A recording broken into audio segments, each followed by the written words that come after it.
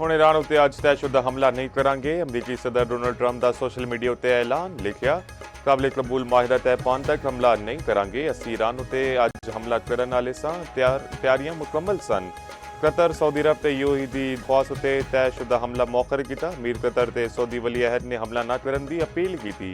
एक ਇਹੋ ਜਿਹਾ ਮਾਹਿਦਾ ਮੁਮਕਿਨ ਹੈ ਜਿਹੜਾ ਅਮਰੀਕਾ ਮੁਸ਼ਤਰਕੇ ਵਸਤਾ ਤੇ ਦੂਜੇ ਮੁਲਕਾਂ ਲਈ ਕਾਬਿਲ ਕਬੂਲ ਹੋਵੇਗਾ। ਮੁਮਕਿਨਾ ਡੀਲ ਦੇ ਤਹਿਤ ईरान ਜੋਹਰੀ ਹਥਿਆਰ ਨਹੀਂ ਬਣਾ ਸਕੇਗਾ। ਮਾਹਿਦਾ ਤੈਅ ਨਹੀਂ ਹੁੰਦਾ ਤੇ ਅਮਰੀਕੀ ਫੌਜ ਨੂੰ ਕਿਸੇ ਵੀ ਲਮਹੇ ਹਮਲਾ ਕਰਨ ਲਈ ਤਿਆਰ ਰਹਿਣ ਦੀ ਹਦਾਇਤ ਕਰ ਦਿੱਤੀ। ਤਕਰੀਬ ਨਾਲ ਖਿਤਾਬ ਵਿੱਚ ਆਖਿਆ, ਜੇ ਇਹੋ ਜਿਹੀ ਡੀਲ ਹੋਈ ਹੈ ਕਿ ईरान ਐਟਮੀ ਹਥਿਆਰ ਹਾਸਲ ਨਾ ਕਰੇ ਤੇ ਅਸੀਂ ਸ਼ਾਇਦ ਮੁਤਮਿਨ ਹੋ ਜਾਈਏ। ਇੰਜ ਲੱਗਦਾ ਹੈ ਕਿ ਇਹ ਚੰਗਾ ਮੌਕਾ ਹੈ, ईरान ਨਾਲ ਡੀਲ ਹੋ ਸਕਦੀ ਹੈ। ईरान की मरकजी क्यादत खत्म कर दी है, हुण तीजे दर्जे की लीडरशिप मौजूद है। मुज़ाकरात मतलब हथियार सुट्टना नहीं। ईरानी सदर मसूद पज़ेश्कियान का सोशल मीडिया उत्ते बयान। लिखिया, मुल्क ते अवाम के कानूनी हकूक तो पिछे नहीं हटांगे।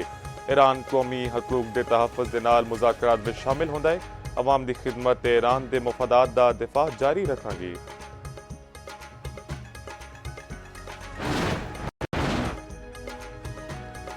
वज़ीर-ए-आज़म शहबाज शरीफ का कतरीहा मनसब शेख मोहम्मद अब्दुर्रहमान बिन जासिम अल सानी नाल टेलीफोन गिरफ्ता। दो तरफा ताल्लुकात ते मशरिक़ वस्ता दी बदलदी हुई सूरत हाल उत्ते गलबात।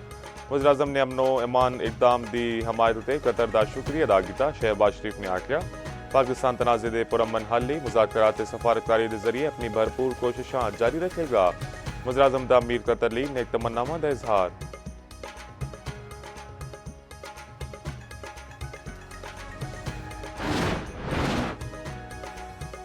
अमरीकी रियासत कैलिफोर्निया के शहर सैन डियागो के इस्लामिक सेंटर में फायरिंग एक मुहाफिज दम तोड़ गया। मुतादिद बंदे जख्मी हो गए। दो मुश्तबा हमलावर भी मारे गए। पुलिस का कहना है सूरत हाल उत्ते काबू पा लिया गया। सेंटर में सेमीनार्स ते मजहबी तकरीबां भी मुनक्कद कीतियां जांदियां सन। हमलावर मस्जिद में दाखिल हो सके या नहीं वाज़िया ना हो सकिया। मेयर दी शहरियों तो मुतासर इलाके में जान तो गुरेज की अपील।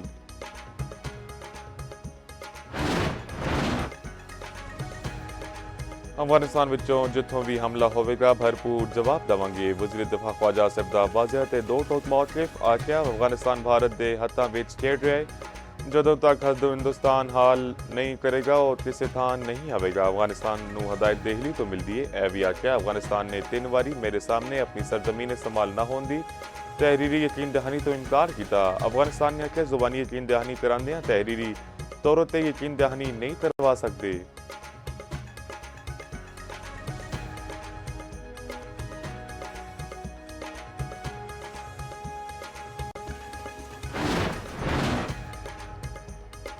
कौमी असैम्बली विच अपोजिशन का एक बार फिर शोर ते नारेबाजी। स्पीकर डाइस का घेराव धरने दे दिता। अपोजिशन लीडर महमूद अचजई ने आख्या, असी बानी नाल मुलाकातां ते इलाज का मुतालबा किया। असी हुकूमत ने कोई जवाब नहीं दिता। असी कौमी असैम्बली चलन देवांगे ना बजट का हिस्सा बनांगे। कोरम की निशानदेही उत्ते अपोजिशन वॉकआउट कर गई। पीपल्स पार्टी के नवी कमर ने शिकवा किया। ऐवान की कार्रवाई पेपरलैस करना खुश आइंदे पर अरकान की मेज़ उत्ते तहरीरी जवाबात मौजूद ने। अरकान जदीद टैबलेट्स फ्राहम करने की यकीन दहानी कराई गई सी। टैब का हाल नहीं मिले। फ्राहम करदा टैबलेट्स विच डाउनलोड करदा ऐप नहीं चल रही। असी मुकम्मल ब्लैंक बैठे हाँ। डिप्टी स्पीकर की टैबलेट्स की ऐप का मसला हल करने की हिदायत।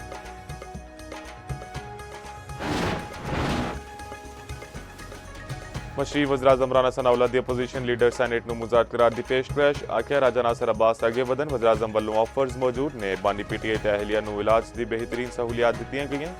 सारे मसाइल बह के हल होने ने।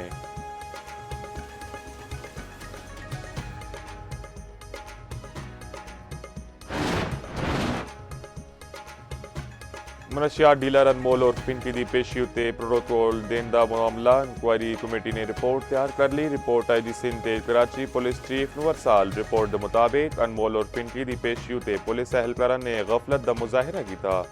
इंक्वायरी विच पिंकी नूं अदालत विच मोबाइल फोन देने का भी इंकशाफ होया। जराए के मुताबिक पिंकी की गिरफ्तारी ते पेशी तक एक आला अफसर ते गार्डन थाने का अफसर राबते विच सन। SIO वल्लों संगीन लापरवाही ते गफलत का मुजाहिरा सामने आया। मुकदमा कतल विच कोकेन डीलर पिंकी के जिस्मानी रिमांड विच 4 दिहाड़े की तोसी। पिंकी का फिर अदालत पेशी के मौके पर शोर शराबा। तफ्तीशी अफसर नूं धमकियां। पिंकी की गिरफ्तारी के मामले पर सिंध असैम्बली कायमा कमेटी का इजलास बुला लिया गया।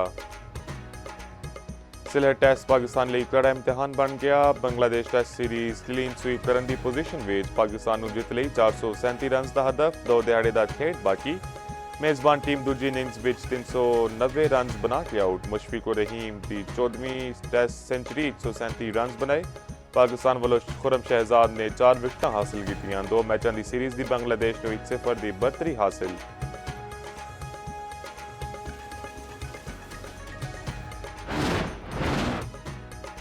ਤੇ ਈਦ ਉਲ ਅਜ਼ਹਾ ਨੇੜੇ ਆਉਂਦਿਆਂ ਹੀ ਸ਼ਹਿਰ ਮਵੇਸ਼ੀ ਮੰਡੀਆਂ ਸਜ ਗਈਆਂ। ਭਾਰੀ ਭਰਕਮ ਤੇ ਖੂਬਸੂਰਤ ਜਾਨਵਰ ਤਵੱਜੋ ਦਾ ਮਰਕਜ਼। ਕਰਾਚੀ ਦੀ ਮਵੇਸ਼ੀ ਮੰਡੀ ਵਿੱਚ ਇੱਕ ਤੋਂ ਵੱਧ ਇੱਕ ਜਾਨਵਰ। ਸਿੱਬੀ, ਚੋਲਿਸਤਾਨ, ਰਹੀਮ ਯਾਰ ਖਾਨ ਤੇ ਸਾਹੀਵਾਲ ਤੋਂ ਲਿਆਏ ਗਏ ਜਾਨਵਰਾਂ ਦੇ ਚਰਚੇ। ਪਿਸ਼ਾਵਰ ਤੇ ਕੋਇਟਾ ਦੀ ਮੰਡੀਆਂ ਵਿੱਚ ਵੀ ਰੌਣਕਾਂ। ਕੀਮਤਾਂ ਸੁਣ ਕੇ ਸ਼ਹਿਰੀ ਸਿਰਫ ਕੀਮਤਾਂ ਪੁੱਛਣ ਤੱਕ ਹੀ ਮਹਿਦੂਦ।